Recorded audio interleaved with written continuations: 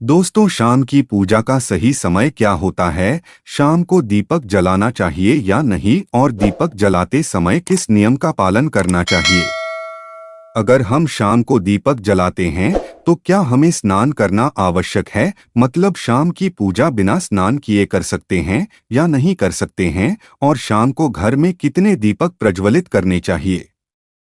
कहाँ कहाँ दीपक हमें प्रज्वलित करना चाहिए? दीपक जलाने का मंत्र क्या है? घर की परेशानियों को दूर करने के लिए और किसी विशेष मनोकामना को पूर्ण करने के लिए दीपक किस प्रकार से प्रज्वलित करना चाहिए? इसलिए आज की जो वीडियो है पूरी तरह से संध्या वंदन पर आधारित है। शाम के समय जो आप संध्या वंदन करते हैं, पूजा आराधना करते हैं, दीपक प्रज्वलित करते हैं, वह किस प्रकार से आपको करना है, किस नियम का पालन करना है? तो आज की वीडियो पूरी तरह से आपके प्रश्नों पर ही आधारित है, जिनका उत्तर मैं आपको शास्त्रों के अनुसार देने का पूरा प्रयास करूंगा। तो वीडियो को पूरा जरूर देखें। अगर आपको आज की वीडियो अच्छी लगी तो इसे लाइक जरूर कीजिए, क्योंकि आपके लाइक और आपके कमेंट मेरे लिए बहुत महत्वपूर्ण होते हैं। यह एकमात्र जरिया है जिससे मुझे पता चलता है कि आपको यह वीडियो अच्छी लगी। साथ ही कमेंट बॉक्स में भगवान शिव और माता लक्ष्मी के नाम का जयकारा भी जरूर लगाएं, इससे आपको सकारात्मक ऊर्जा की प्राप्ति होती है। और अगर आपका कोई भी सुझाव हो, कोई भी प्रश्न या कोई विशेष वीडियो देखना चाहते हैं तो उसके लिए भी कमेंट बॉक्स में जरूर लिखें। और हाँ, चैनल पर पहली बार आए हैं, अगर अभी तक आपने चैनल को सब्सक्राइब नहीं किया है तो सत्य धर्म सनातन चैनल को सब्सक्राइब जरूर कर लीजिए और बेल आइकन को प्रेस कर लीजिए। इससे यह होगा कि इस चैनल पर जो नई वीडियो आएगी वो आपको सही समय पर प्राप्त होगी। तो सबसे पहले बात करते हैं कि दीपक प्रज्वलित करने से पहले यानी शाम को पूजा करने से पहले क्या स्नान करना आवश्यक है। देखिए, शास्त्रों के अनुसार पूजा में शुद्धता आवश्यक होती है, तो जब हम सुबह पूजा करते हैं तब तो स्नान करना अत्यंत आवश्यक होता है। सुबह बिना स्नान के पूजा नहीं करनी चाहिए। लेकिन शाम की पूजा आप हाथ पाँव मुंह धोकर भी कर सकते हैं, जरूरी नहीं है आप स्नान करें। आप चाहे तो वस्त्र भी बदल सकते हैं या फिर आप सिर्फ हाथ मुंह धोकर करके भी पूजा कर सकते हैं। जैसे कि आपको शाम के समय पूजा करनी है तो दिन में भी आप शुद्धता का ध्यान रखें। जैसे कि आप जब भी टॉयलेट जाते हैं, बाथरूम जाते हैं, तब उस समय शुद्धिकरण जरूर कीजिए। हर बार जब आप बाथरूम जाते हैं तो अगर आप दिन भर शुद्धिकरण का ध्यान रखते हैं तो शाम के समय बिना स्नान किए भी सिर्फ हाथ पाँव धोकर पूजा कर सकते हैं और चाहे तो स्नान भी कर सकते हैं। जैसे कि गर्मियों के दिन है तो शाम के समय भी आप स्नान करके पूजा कर सकते हैं। तो बहुत सारी चीजें आप स्वयं भी अपने विवेक से निर्धारित कर सकते हैं। आपका अगला प्रश्न है कि शाम की पूजा में दीपक किस समय जलाना चाहिए। तो देखिए, शाम को जो पूजा का समय होता है वह प्रदोष काल का समय होता है, मतलब जिस समय सूर्य अस्त हो रहा होता है उस समय हमारे घर में दीपक प्रज्वलित हो जाना चाहिए।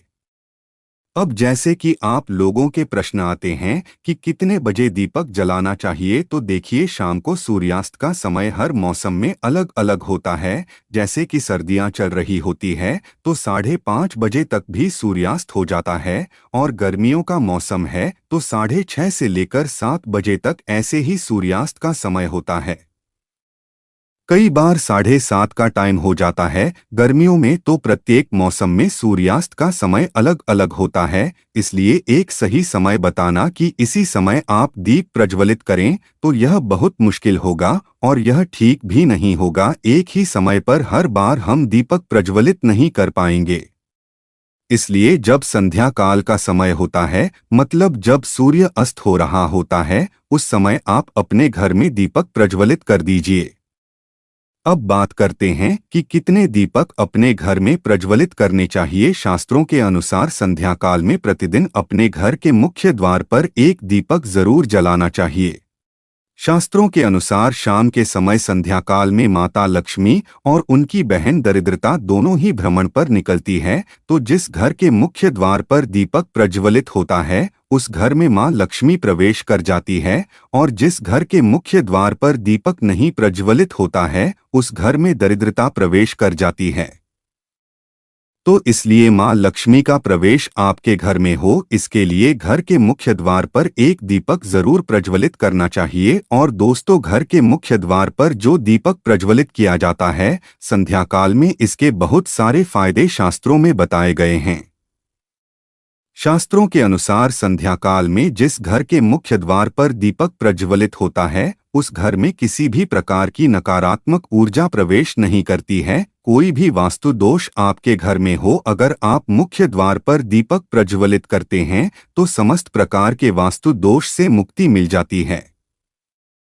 अगर आपके घर में पितृदोष है जिसकी वजह से परेशानियां आपके घर में बनी हुई है, तो घर के मुख्य द्वार पर जो हम दीपक प्रज्वलित करते हैं इससे घर का पितृदोष भी समाप्त हो जाता है। और इसके अलावा घर में किसी भी प्रकार की अशांति रहती हो या फिर आपके घर में बीमारियां बहुत रहती है, कलह रहता है, आर्थिक तंगी रहती है, तो घर के मुख्य द्वार पर हम दीपक प्रज्वलित करते हैं तो समस्त प्रकार की परेशानियों से, दुखों से आपको मुक्ति मिल जाती है। इसलिए घर के मुख्य द्वार पर दीप प्रज्वलित करना अत्यंत आवश्यक होता है।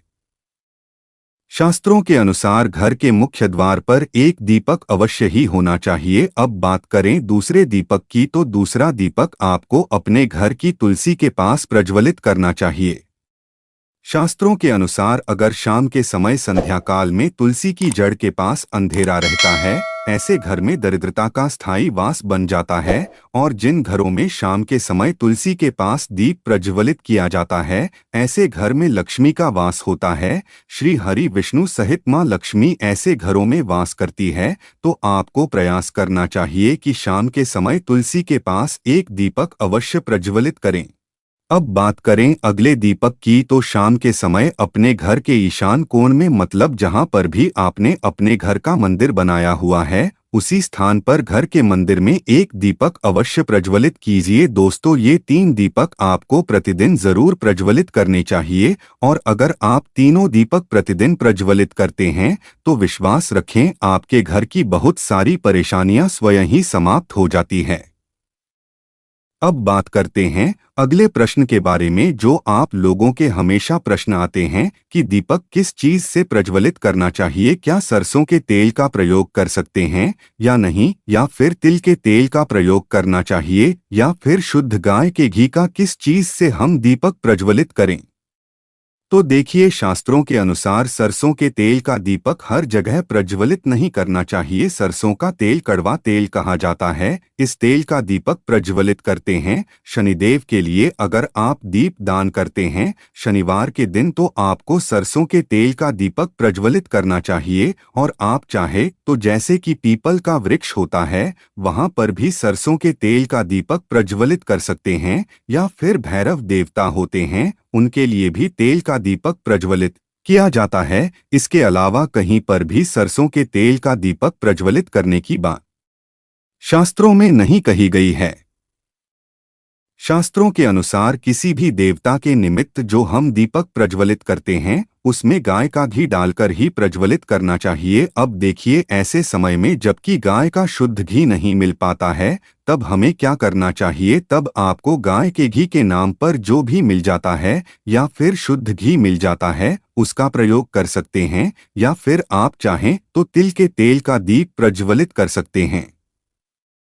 तो प्रतिदिन जो आप दीपक प्रज्वलित करते हैं अपने घर में, चाहे आप घर के मुख्य द्वार पर प्रज्वलित करें या फिर तुलसी के पास प्रज्वलित करते हैं या फिर घर के ईशान कोण में प्रज्वलित करते हैं, तो सभी दीपक आप तिल के तेल या शुद्ध घी का प्रज्वलित करें। और जब आप दीपक प्रज्वलित करते हैं, जैसे कि मुख्य द्वार पर ज्योति प्रज्वलित करेंगे या फिर तुलसी के पास दीपक प्रज्वलित करते हैं या फिर घर में जो दीप प्रज्वलित किया जाता है, तो एक चीज का ध्यान रखना चाहिए, कभी भी दीपक को सीधे जमीन पर नहीं रखा जाता है। दीपक रखते समय प्रतिदिन दीपक के नीचे थोड़ा सा आप चाहे तो चावल रख सकते हैं या फिर आप चाहे तो थोड़े से पुष्प रख सकते हैं।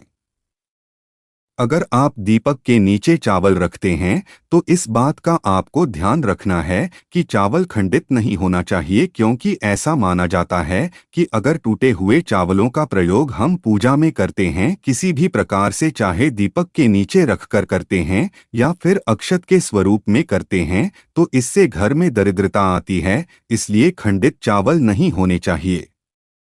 जैसे कि कई लोगों के प्रश्न आते हैं कि प्रतिदिन जो दीपक के नीचे हम चावल रखेंगे तो उस चावल का अगले दिन क्या करना चाहिए। तो अगले दिन उस चावल को उठाकर आप पक्षियों को डाल दीजिए, पक्षी उसे खा जाते हैं। और घर के मंदिर में जो दीपक प्रज्वलित किया जाता है उस दीपक को आप किसी पात्र में भी रख सकते हैं। जैसे कि एक छोटी सी प्लेट ले लीजिए, उसी प्लेट में दीपक रख दीजिए और उस दीपक को प्रज्वलित कर दीजिए।